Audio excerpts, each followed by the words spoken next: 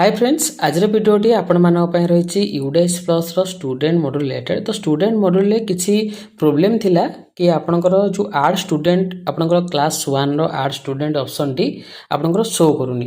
तो देखंतु art student रो option show न करिवार कारण होची फर्स्ट आपण प्रोग्रेशन एक्टिविटी को जानतु। ओके, तो प्रोग्रेशन एक्टिविटी रे आपण प्रोग्रेशन समरी सेक्शन वाइज ऊपर क्लिक करंतु एवं एठी चेक करंतु कि आपणकर समस्त क्लास रो प्रोग्रेशन गुडी को आपण ठीक रूपे करिसेंती। जदि आपण कोनोसी क्लास रो कोनोसी सेक्शन रो प्रोग्रेशन आपण करि नथिबे एवं फाइनलाइज प्रोग्रेशन करिथिबे सेथि पई आपनकर ए प्रॉब्लम टी देखौथिबो। तो फर्स्ट आपण चेक कर नियंतु कि आपनकर समस्त क्लास रो प्रोग्रेशन एक्टिविटी बा प्रोग्रेशन स्टेटस फाइनलाइज्ड एपरि शो करूची।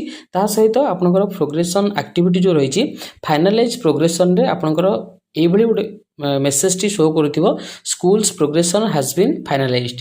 तो देखो ये दुईटी ऑप्शन आपनकर शो करूची तो निश्चित रूपे आपनकर क्लास 1 पिलांकर एडमिशन आपण करि परिबे।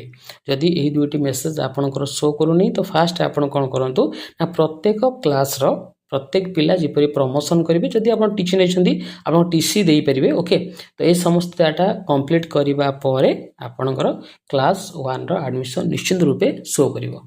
धन्यवाद।